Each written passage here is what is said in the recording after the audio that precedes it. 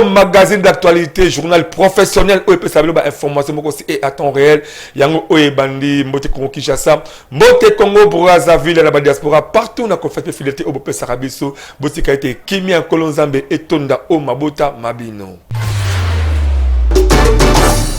Comme d'habitude, avant de faire la journée, on a besoin d'abord de sommaire le chef de l'État Félix Antoine Tshisekedi Tshilombo a aussi concernant la conférence de presse ensemble avec les premiers ministres hongrois. A toujours accusé au Rwanda dans la partie est de la République démocratique du Congo pour beaucoup d'éléments au 29 au 30 juin 2025 qui est cause la première marathon international de Kinshasa. Bon dit que bagouya ba travaux ici au Pesama et pas chef du gouvernement Madame Judith Soumina Toulouk pour beaucoup d'éléments au ba tracasserie et l'équipe trop c'était transport net car tout vivre la régime mon quoi bomangala bomayo to bomana. Motele sur bande Kolangai, journal professionnel Yango Bandi Boyebaki, to bande on la premier élément on a Hongrie, premier ministre chef du gouvernement Azura Barol moko très important Boyebaki et c'est là qui peut occasion pour le chef de l'État Félix Antoine Tshisekedi Tshilombo, la première ministre hongrois Babeta Masolo na au État coopération entre les deux pays la conférence de presse wana premier citoyen congolais a toujours accusé Rwanda na ba désordre de haut azo la carte à partir un service du Brésil qu'on soit extrait à conférence de presse choisi par mon amboka écrit des Mateta.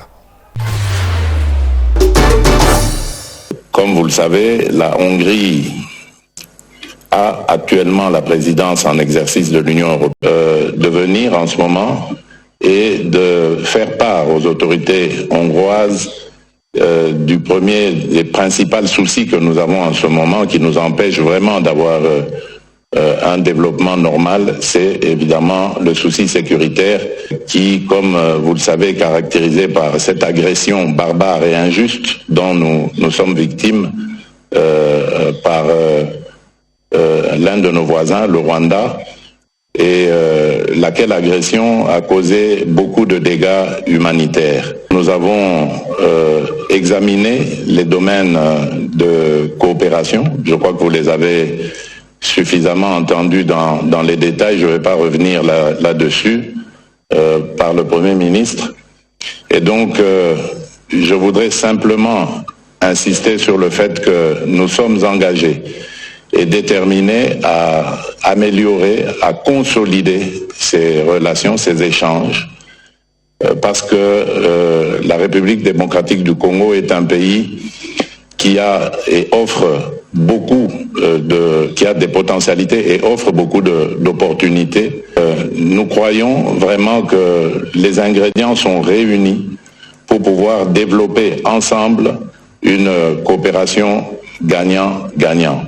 Naibisaki bino mona sommaire du 29 au 30 juin 2025 le gouvernement a organisé le premier marathon international de Kinshasa. Goya ba travaux ici PSM déjà et pas maman Judith Soumina Toulouka aux chef du gouvernement Zaki bon lundi le 30 septembre 2024 et surtout que marathon en et cause la vraiment le contribuer beaucoup plus pour un bon fonctionnement de la République démocratique du Congo parce que ba pas ebelé ba cause la vraiment a wato soit élément au signé Benjamin Kilunga et Yannick Kaloso.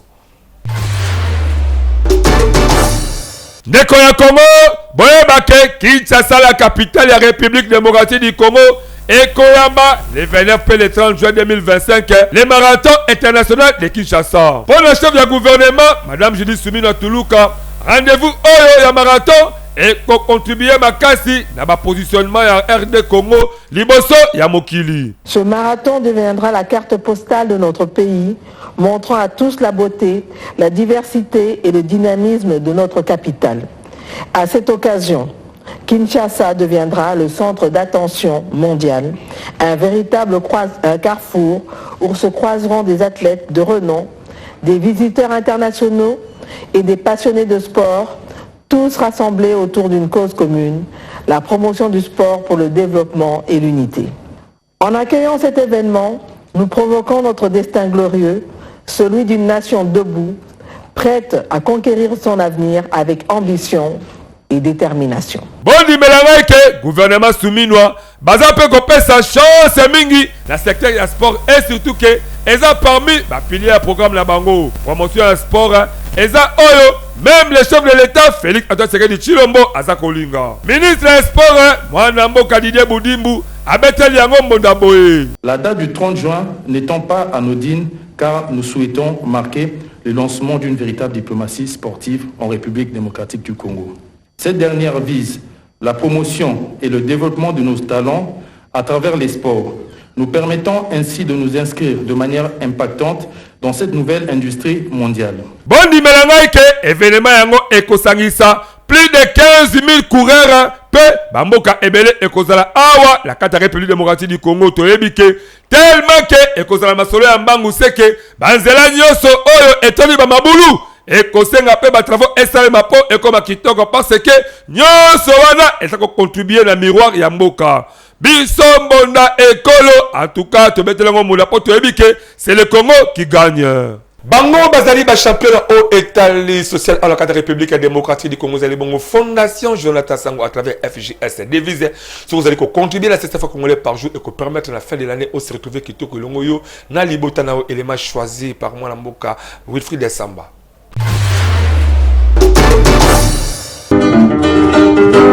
Ndeko ya Congo, papa, maman, élégé, tango esi ebelemi, yo moto oyo ozali kolala la pongi, la mukapo, o mona misala kitoko, Fondation Jonathan Sango azako sala, à travers ba service na ebele oyo, ezana kati ya fondation. Yeba ke na Fondation Jonathan Sango, à travers FJS devise, na 500 francs ya pamba par jour, et kosala ke, na suka mvula, Yona libota na mobimba, bolia, bomela, pebo fete kitoko. Tala ba oyo, ba pesaka confiance na Fondation Jonathan Sango, ba fete kitoko, vula oyo e utiko sila. Nde biso ba mama to sepela ki to sadere na kati, to komi ko pesa mbongo chaque jour. Nde moto na moto ndenge ya sepela ki ko pesa. Avantage nange ezali parce que na musala nanga ezo sala mo makambo ebele muta omona kake biloko eza mibale misatu na mesa biloko mukebo eme na sima nango makambo ebomba maya mwami réunion oyo ya fondation pona mona baninga nde bakotaki basali bazwi biloko ya ngai pe na bakinga pe fona meka na pe na kota yango na koti nde na moni ekende bien ebongo na cadre ba formation wana kutu lala na yo pongi ya babebe po ba formation eza ebele lokola make-up na misala ya ndenge na ndenge na oyo etali kozwa mosolo pona yo moto ya mombongo dibela ngai ke soki kaka okoti kuna nyonso ekozala. Je vous informe que soki yo telemite mususu azate biso nde to bana ya Congo yo nanga tokosala ke tozala bien. Tango tolobaki na projet FJS devise kuna tolobaki bongisa bonane ya bana pona yo mutu ya tembe yaka le 24 décembre ya même année otozali yaka yo moko omona bimona meso ekosala yo bien pona kozo bango dimela ngai ndeko ya Congo benga bango kaka na ba numéro oyo pe bakoyamba yo avec impact pe na idéologie na Fondation Jonathan Sango pona nyonso ya social yeba ke oza mobimba. Fondation Jonathan Sango yonde mosungi ya peuple congolais. Fondation Jonathan Sango congolais andimio avec impact na idéologie yeba ke misala na yo emonani.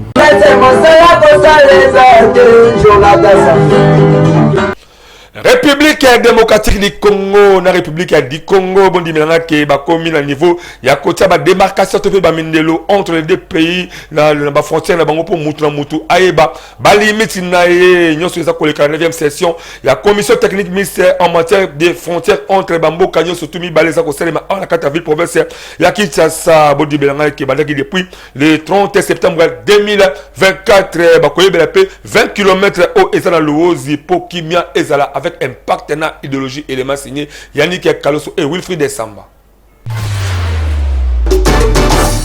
Mwana Congo boyebake République démocratique du Congo na République du Congo ezaka kate na frontière oyo ya ebale tozala kapé na frontière ya mabele oyo eza la distance ya 350 km.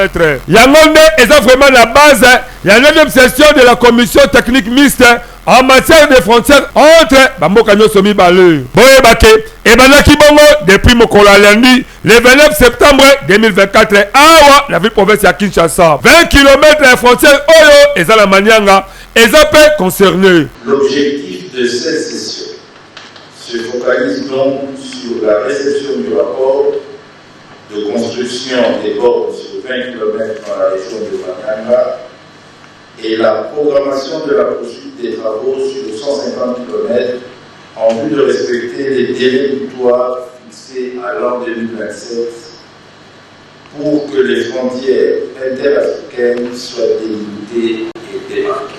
Ndenge kaka République démocratique du Congo, la République du Congo yepe aza vraiment la travaux oyopo bamboka nyoso mibale ezala na kimio. Il ne s'agit pas de créer des barrières, mais bien de faire de ces frontières des passerelles, des espaces communs de coopération frontalière et devraient se développer des échanges commerciaux. Cette coopération transfrontalière nécessite l'établissement d'un cadre juridique bilatéral. Démarcation oyo eza exigence moko ya kala Union africaine oyo aza ko souhaiter que ba frontière ba pays ya continent ezala réglé d'ici 2027. Na cas de rappel esengeli boye bake République démocratique du Congo aza bongo na 9 pays frontaliers. Déjà na Soudan du Sud masolo ebetami kitoko avec impact na idéologie yango bebiso.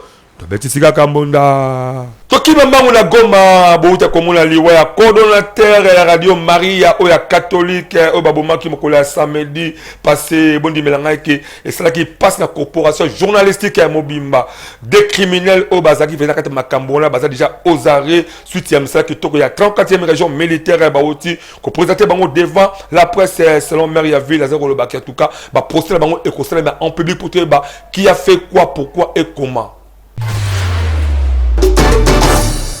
Ndiyo mimi naitika kama tuluwa mtu bango yoyo ndeko ya Kongo tunanga bango banani Dieme Baumbana Elisha Mobeti alias Mamadou bango nde bilenge oyo bauti kokanga na quartier Ngosho na ba agent ya renseignement ya 34e région militaire bango nde bazaba oyo bautaki koboma coordonnateur ya radio catholique Maria na Goma ndeko Edmond Basimonja na butu ya vendredi na samedi botala ba présenter bango mokolo lundi devant la presse. Monsieur le maire de la ville, nous sommes venus vous présenter le travail abattu par la direction de renseignement de la 34e région militaire.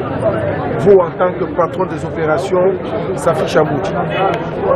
Et donc, lequel travail a consisté à mettre la main sur, premièrement, le meurtrier du coordonnateur de la radio Maria et son complice. Maire Yagoma, le commissaire supérieur de la police, a félicité Nenge Bakari Bana Oyo et surtout que Bakotisi Matanga, la moussala ba journaliste Yanor Kivu. Deux messieurs, il y a l'auteur et le co-auteur de l'assassinat du journaliste. Et combien il a gagné? $5 qui lui a été remis par le co-auteur ou l'assassin, qu'il a logé les balles dans la poitrine. Vous êtes vous-même témoin. Combien il témoigne qu'il est allé chercher le jeune homme. On l'a espionné jusqu'au moment de sa dernière minute sur la terre. Voilà, nous invitons nos services que nous remercions davantage parce qu'ils sont toujours sur terrain et nous n'allons jamais abandonner notre population. Et il y aura une chambre foraine. On va traiter ça en flagrance pour que la population puisse bien suivre. Pour $5, on a tué quelqu'un. Kaka la occasion wana ba présenter qui peut ba oyo misusu ba kangama kile ba drogue lokola ya tonga ba diamba cocaïne bombe ndenge kaka boza komona tala ba sac oyo ba diamba oyo nyoso ba tekaka yango en tout cas bon dimelanga ke ba tumbi yango en public dossier oyo jusque là toza ko landela yango pe toza ko simele poto lingi vraiment vérité et bana de manière que presse congolaise ezo kimia pe et ba auteur ya crime oyo yango pe biso to betisika kambonda Qui a fait quoi, quand, pourquoi et comment ils allaient parmi les questions aux populations. Il y a seulement la quartier Libération, Tomaïdi, Baza, Komi, Tunapo, insécurité, électro, la mopaziwa, donc criminalité, ko violé, la kokata, bato, comme ça, malokola, la film, en tout cas, la koyiba, et comme ma casse, koleka, la kaka absence, il y a autorité locale, ezali, ba côté, on a mondial, école, contactaki, moko, azali, leader politique, mon amboka, pardon, Konga, après ça, biso, moi, ba, éclaircissement, la eux, ça, ma kona, mikolo, autoza, ba, détail, na, élément, awa tozali na commune ya Selembao na quartier Libération oyo babengaka Mayimbi. Tozali na indignation contre l'autorité de biso locale, contre l'autorité communale. La nuit du vendredi au samedi, ba malfrats, ba criminels, mains armées avec des armes lourdes, par côté de biso na quartier, précisément na avenue Mbemba, na quartier de Libota Moko, ba violer une maman, mwana nae na cousine ya mobali nae. Zaki bango moko na kati, to bengi la police ba ko sala intervention en retard, ba piller, ba zumbongo, ba kimi, ba beti ba masasi. La nuit encore du samedi au dimanche, ba criminel ba yeli susu, ba côté une famille toujours dans le même quartier na Lukwaka. Ba ibi ba kei. La nuit du lundi au mardi, ba criminel ba yesu na venu mususu, ba boaki ba tract, ba loba ko yeli susu, ba beti ba sasi. Ni tété, moi, présence il y a la police na biso oyo limité, qui n'ont pas des armes, qui n'ont pas de munitions. Bango na mekeke pe ko repousser ba criminel wana, to ko vivre boye lolenge kani. Donc to ko senga mokonzi ya mboka, to ko senga na papa gouverneur, bata la biso likambo oyo, présence il y a la police ezali na quartier na biso. Un quartier de plus de 16 000 habitants, on a 3 postes de police, to ko vivre ndenge nini. Un quartier de plus de 64 rues. Toko vivre ndenge nini yango wana biso liko beta mbela to bengi bino mbonda ekolo bosunga biso botela biso likambo oyo tuza na posa ya bugumesa kita na quartier ya ko visiter nanu place ba habiter ba liko vanda na insécurité, il y a des vols, il y a des pillages ko botola ba machette ko kata bato, il y a plus de 10 victimes n'est-ce pas il y a un mois yango to ko senga ba konti batela biso likambo oyo. Ibrahim Shams azali chef coutumier azali wana kosunga moto tout azama problème au pire spirituel to physique en tout cas so kutena à travers ba ancêtre ou solution kitoko.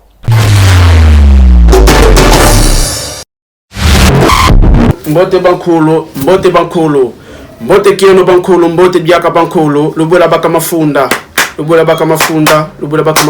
mbote na bino bisika panso bozwami ezangaye le coutumier suprême, le coutumier de la nation Mala Ibrahim Shams Baplan nazali moko ya ba coutumier oyo bankoko batindi pona service na bino bantu, c'est-à-dire ba makambo nyonso to ba problème nyonso oyo batu bazana yango, problème ozana yango ya kimosuni to problème ozana yango ya molimo nde yango bankoko batindi ngai na ya awa pona ya kotalisa bino ba problème nyonso oyo bino bozana yango nde na ba kopesi la bino yango solution. Lokola batu o bazana problème itali mosolo ya finance ba ope bazana ba problème na bandako na bango ya bolingo mabala tozoyeba kosungela batu basi to mibali koyeba kosunga bango pona mabala. Et puis mosala ba o bazana posa koluka mosala to ba o bazana posa ya promotion ne toujours ba kosungela ngo batu ba musu bazana ba masque de vieillesse ba o bazana posa ya bankodia to ba kosunga bango na yango ba o bazana posa ya ba domination oza la pasteur ono so bazana kati ya art ba o basala ka art ko pesa bango succès ba koma na ba niveau o bango balingi tozali ko pesa solution na pouvoir ancestral.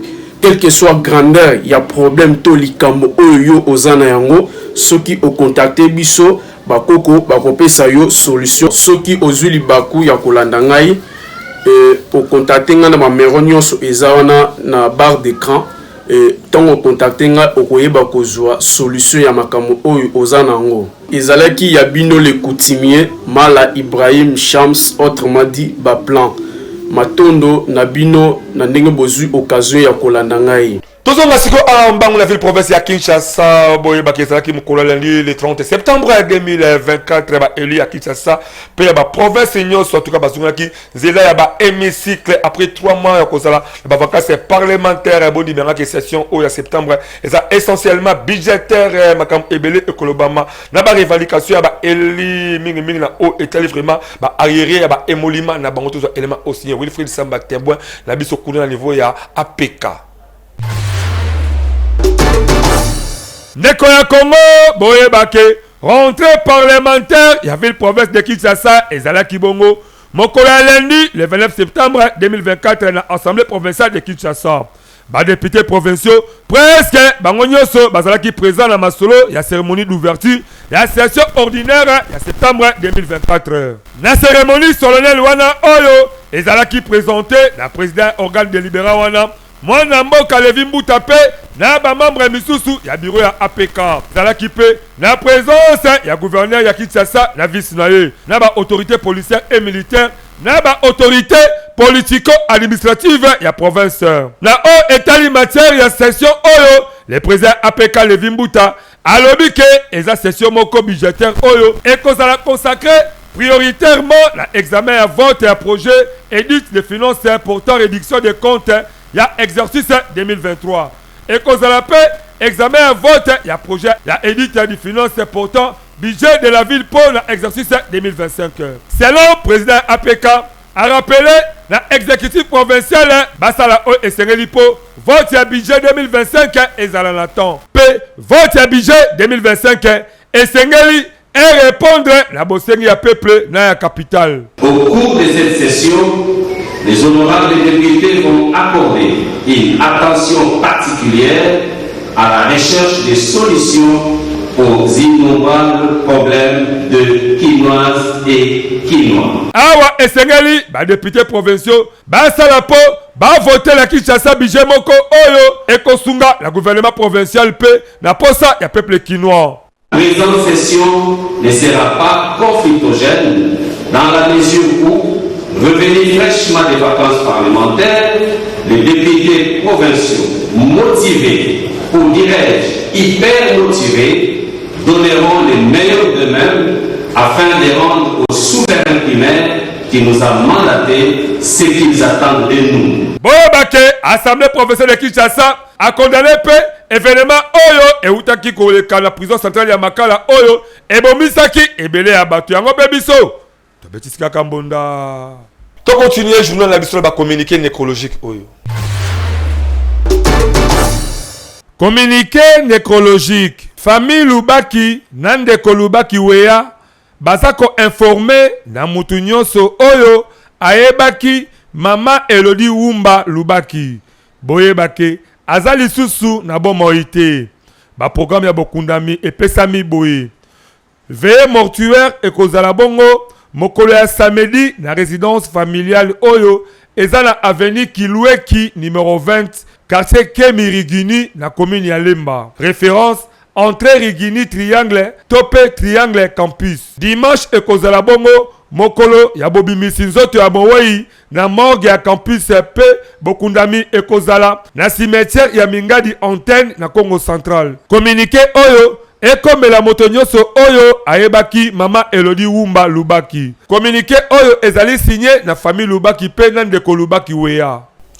Batrakaseri eleki trop na banzela surtout baoulage na ba service ebele awa na kata ville province ya Kinshasa ya ngonde ezalaki na base ya grève au baoyo ba salaki mokolo ya lundi le 30 septembre 2024 en tout cas bon dimanche eza ko sala participer mawato ebisi surtout suka bi puisque même la police à proximité ba ko kota na terrain ko kanga batu donc netika ka bomanga na bomato bomana tout cas mboka etambola ka boité ba ko gestionner vraiment autorité à l'état ezwa esika po kimia ekota.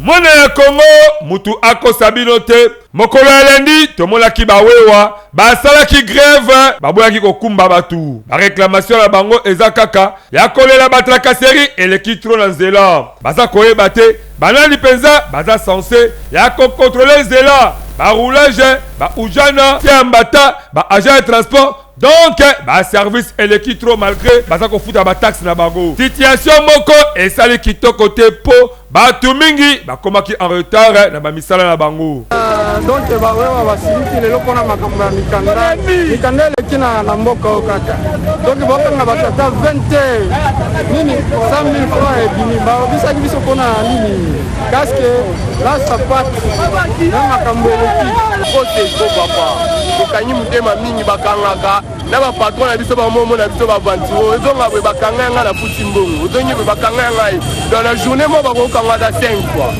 transport ekomi pasi tozo koto oyo nde moto nde ezosunga biso oyo eza mboka na biso me tomoni tokoma vivre libanda mosala moto babi tolata kaske tosomba plaque na mikanda ya transport andoka ya babiloko wana permis ezala lisu te alongola baoya na maboko ya bapolisier tout ya Kinshasa babimisi ba DCC bayebisa biso DCC eza mosala nini yakokanga baoya te tokoya eloko wana tolobi boye balakisa biso bapolisier spécial ya bawewa tokomonyokwa mamboka na biso moko totambola bien te tobula bien te epela $10 oyo autorisation du transport tosomba donc na ba DCC so batie poste esala ata batarsi na nzela emema nango ata bato na bachangu me bango batiela yango bapolisier konza mboka batiela biso likambo ya kakaserele surtout mpona ba DCC so batieli bango ya ndeti mpe batieli biso bazolikela mbongo effectivement na maboko na biso bakaseri eleki tron de konangai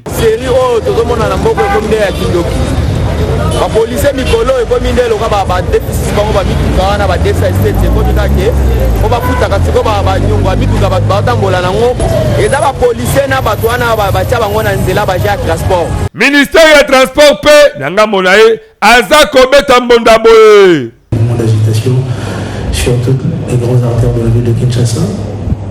Et c'est à l'issue de quoi, ou à la suite de quoi, si vous voulez, que nous nous sommes organisés de pouvoir nous mettre autour de la table avec tous nos partenaires du secteur. Et dans les heures qui suivent, vous serez informés parce que nous allons réagir par voie de médias. Likelemba, Yangonde et comme Kosalema entre agents de l'État, surtout policiers à roulage.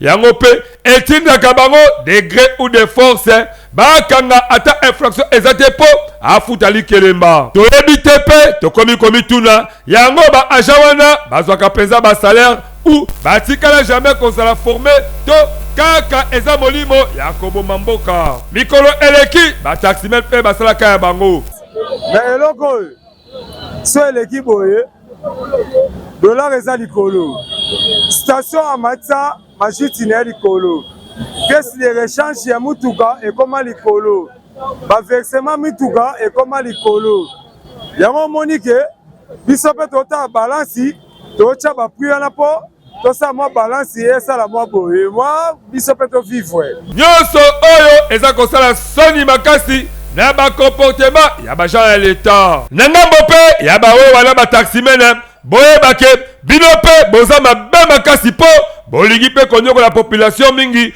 na bapri na bino moko ekoma imaginaire bwaki bibwaka okomi komatisa bapri ya transport neti kaka bokoma baroi na mboka oyo bademi terrain mpe eleki ndelo bokoma komimona lokola ke soki bino boza te peuple congolais akovivre te tika mpe banyokolaka bino boye mpo eteya mpe bino na nyonso mboka ekoma yango boma ngai na boma yo tobomana awa eza kosenga kaka autorité ya leta ezala établi mpo nul n'est au-dessus de la loi kotala secteur ya baagent ya leta kotia baservice spécialisé na banzela kosere mpe bataximene bawewa mpona oyo etali baprix ya course nyonso esalema na professionnalisme mpo tobatela lokumu ya mboka bomanga na boma yo tobomana yango nde eza boma mboka oyo yango mpe biso kaka mbonda Père Noël azali ancien sango ya église catholique romaine ye pas ali pour kosunga mutu azali problème ko pire mas spirituel to pe en tout cas ba maladie soki pa na ye na zela le sambo okuta solution kitoko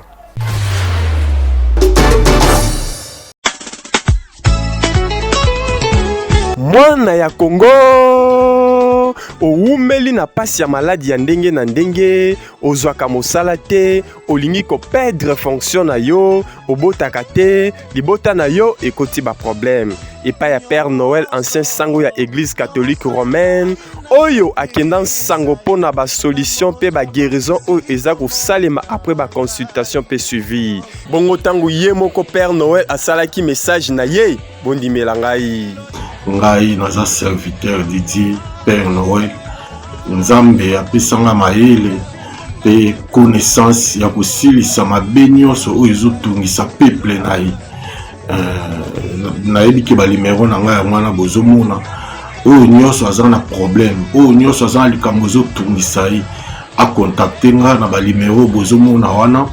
Et puis eloko na ye nayebisa bino soki bomoni nga na mibombi boye eza demande ya bato oyo nabikisaka deja bakonzi minene nde bayebisa ye nga namona na elongi mpenza te.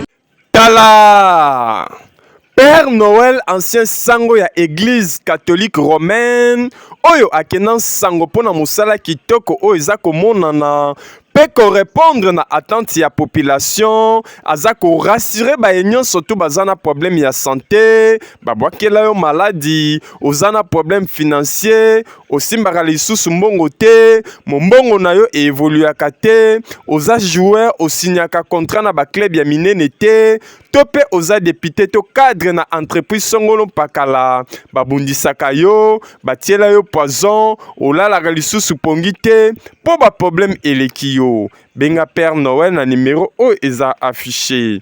Ozana Kinshasa, Brazzaville, Angola, tope bamboka mosusu, ozana problème spirituel, oyo ezangisaka yo kimia, ko hésiter te ko benga Père Noël, oyo akenda sango pona ba guérison, pe délivrance o eza kolata nzoto. Na lisanga ndeto kolonga e.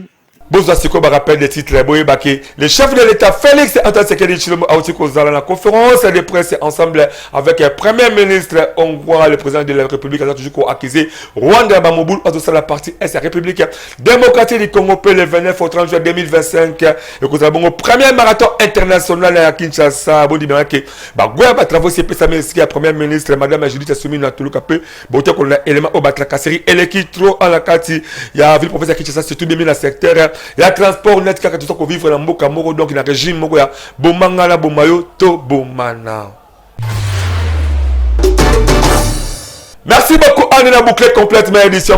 On a allé de la combinaison avec un partenaire idéologie ici. Mais la caméra, mais ça là qui toque. Il y a mon amboka. Wilfried Samba édition. Dans mon montage, il y a ce mais pas il y a mon amboka.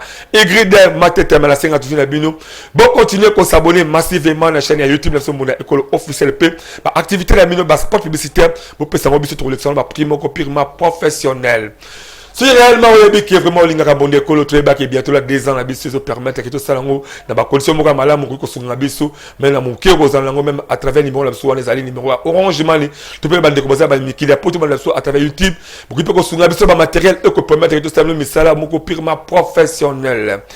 Les camarades ont étalé insécurité, tout ça vraiment cause d'ambo kabolo de lango makasi surtout pour tout ça information la commune c'est le quartier Makanza tout cas kuna pe tout cas désolé l'équipe makasi tout ça ba conduite pe la police kuna asala musala avec beaucoup de professionnalisme et tant il y a arrestation.